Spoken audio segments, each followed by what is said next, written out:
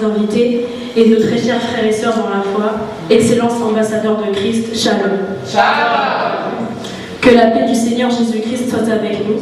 Avant toute chose, nous voulons d'abord rendre grâce à Dieu qui a permis que nous puissions nous rencontrer aujourd'hui. Notre mot en ce jour de grâce que le Seigneur nous a accordé se veut une action de grâce car le Très-Haut vient de réaliser ses merveilles pour nous en réalisant cet événement. Au nom de toute l'Assemblée évangélique adorant l'Éternel, le département de la jeunesse prend la parole pour dire simplement, mais sincèrement, merci à tous ceux qui m'ont honoré de leur présence en cet événement. C'est avec beaucoup de plaisir que je vous souhaite la bienvenue à Chartres au sein de l'Assemblée évangélique adorant l'Éternel pour célébrer l'ouverture de la grande journée de célébration en l'honneur de l'Éternel organisée par le département de la jeunesse. Elle a pour but l'organisation et la gestion d'activités de jeunesse, de loisirs, de plein air, de camps et toute autre activité selon les principes spirituels et sociaux de la Bible et dans le cadre de l'évangélisation. Il y a longtemps été clamé que les jeunes et les enfants représentent l'Église de demain. Voilà ainsi une réalité présente. L'Église d'aujourd'hui est aussi leur Église. Le message de la bonne nouvelle du salut en Jésus-Christ s'adresse aussi à ces êtres en devenir. D'autant qu'ils grandissent dans une société en constante évolution, aux références multiples et mouvantes et indifférentes à l'égard de la révélation biblique. Enseigner les jeunes représente donc un passionnant défi qui doit nous emmener à nous remettre en question. Un défi qui nous invite à nous doter d'outils pertinents pour mener à bien notre œuvre. Les jeunes concernés par les actions de notre département de la jeunesse se répartissent en tranches d'âge entre 12 et 25 ans ou plus. La jeunesse, foi en action, se retrouve régulièrement autour d'activités aussi bien spirituelles que ludiques. Nous souhaitons avant tout que chacun s'épanouisse et trouve sa place au sein du groupe.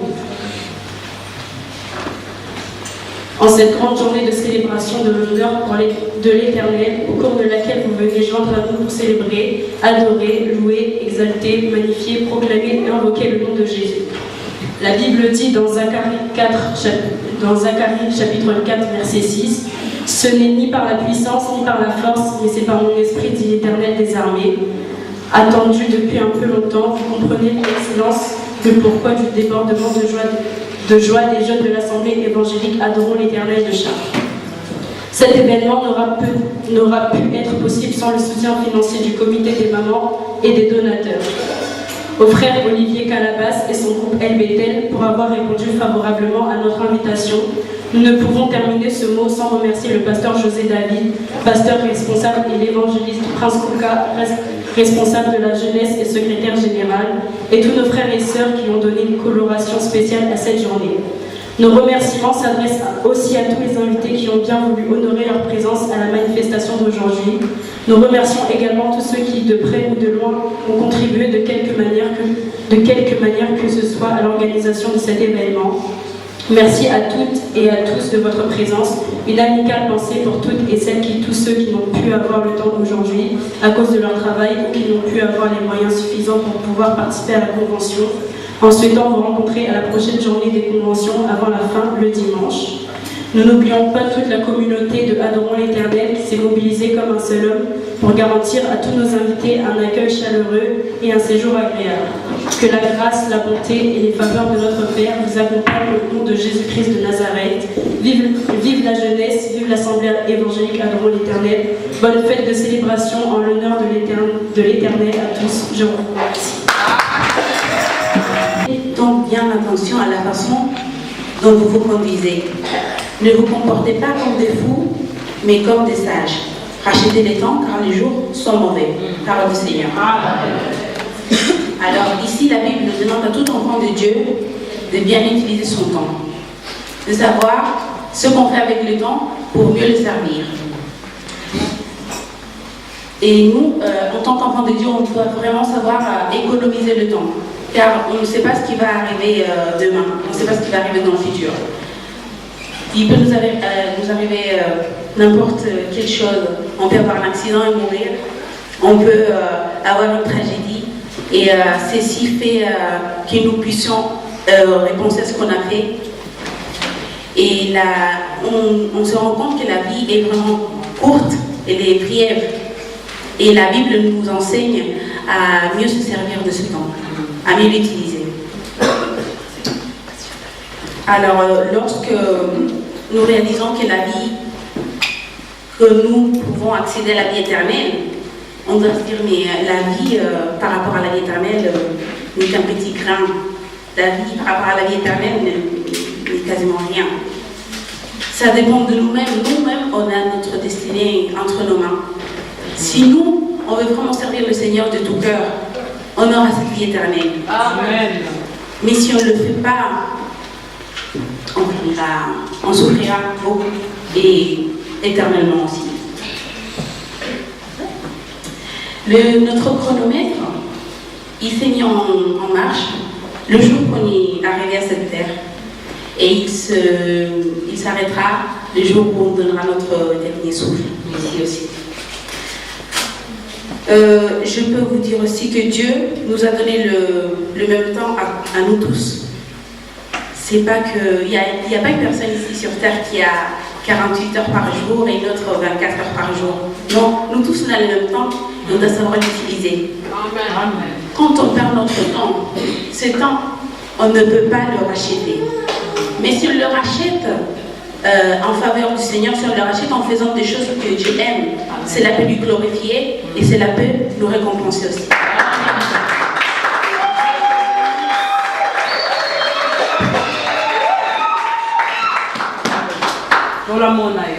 Il faut aussi commencer à comprendre ce que Dieu veut de nous. Parce que Dieu, il veut de nous tous que nous sommes ici, quelque chose.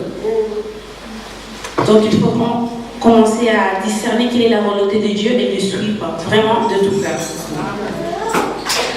Alors le prophète Daniel avait parlé du temps de la fin. Et l'apôtre Pierre avait dit, dans les derniers jours, il viendra de nos cœurs avec leur raillerie. Et l'apôtre Paul a dit, dans les derniers jours, il y aura des temps difficiles. C'est ce qu'on vit au jour d'aujourd'hui, avec ces choses qu'on voit, des attentats comme ça, des assassinats. Et on peut se demander si ces temps est arrivé aujourd'hui. Si on est vraiment dans les temps de la fin, on doit se remettre en question et se poser cette question vraiment. Est-ce qu'on est à la fin? Est-ce que Jésus revient bientôt? Mais la Bible nous a aussi dit qu'avant qu'il revienne, il y aura un moment, une période qu'on appellera les derniers jours. Une période de souffrance, de conflit, une période dans laquelle on verra qui sert vraiment Dieu et qui ne le fait pas. Plusieurs soi-disant chrétiens n'y croient pas au retour du Seigneur sur cette terre. Et ceux qui croient que Jésus reviendra, ils le croient, oui, mais ils pensent qu'il va revenir dans des centaines d'années, dans des milliers d'années. Mais qui sait quand est-ce qu'il reviendra? Il peut arriver aujourd'hui, même là, tout de suite. C'est pour ça qu'il faut vraiment savoir ce qu'on fait avec notre temps. Il faut vraiment utiliser ce temps pour servir le Seigneur de tout cœur. Il y a quelque chose que nous les humains, on ne peut pas contrôler. C'est le temps. Car la Bible dit que Dieu est le maître de temps des circonstances. Et nous devons réaliser que nous ne sommes pas le propriétaire de nous-mêmes. Nous, on ne peut pas. On n'est pas notre gouverneur, c'est Dieu le gouverneur. C'est lui qui a payé la dette pour nous. C'est lui. Lui, il est innocent, il est mort pour nous à la croix. Il nous a rachetés, donc on lui appartient. Mais on doit se dire aussi une chose. Nous, on n'est pas les propriétaires de nous-mêmes, mais on est les gestionnaires. C'est nous qui, comment dire, on est les gestionnaires de notre vie. On doit savoir ce qu'on fait, comment on le fait. Mais après, comme tout bon gestionnaire, il faut amener un rapport à notre patron, qui est le Seigneur. Amen. Et le Seigneur nous a donné une opportunité merveilleuse. Car si nous sommes ici aujourd'hui vivants, il n'y a pas tout le monde a cette chance. Parce qu'il y a des personnes qui méritent plus que nous être vivants, mais ils ne sont plus là. Nous devons être remerciés. On doit les remercier de nous avoir donné cette opportunité d'être ici aujourd'hui. On est vivants, on doit profiter de ce temps vraiment pour le servir.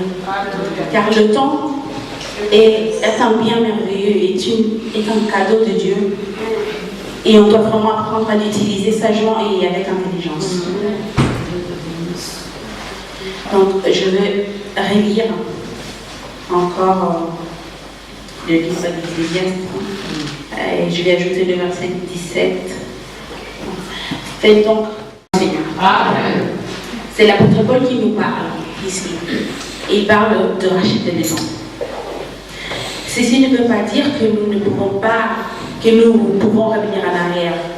Ceci est simplement, ce qu'il veut nous dire par ici, c'est que nous avons vécu pendant de nombreuses années, on a servi le diable.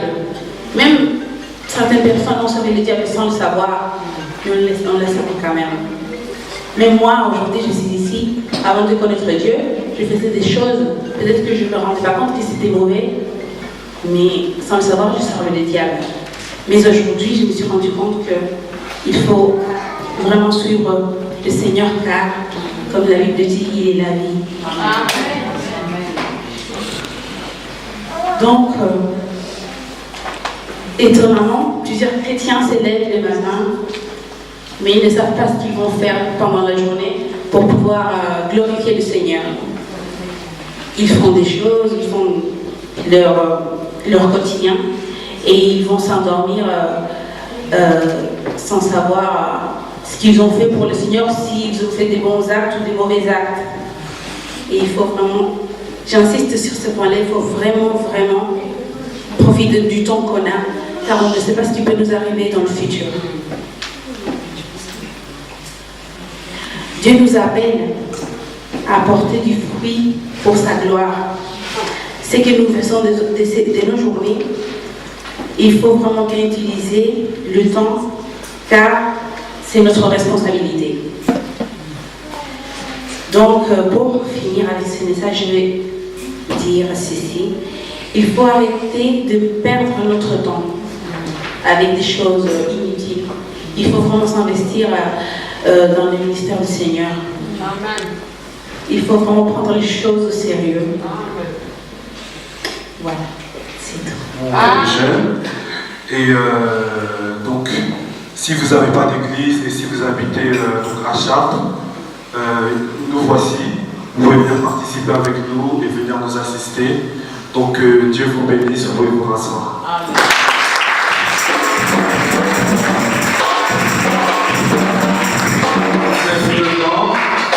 Je vais appeler tous les membres de l'église évangélique Adorons l'Éternel. Vous allez vous lever et nous allons acclamer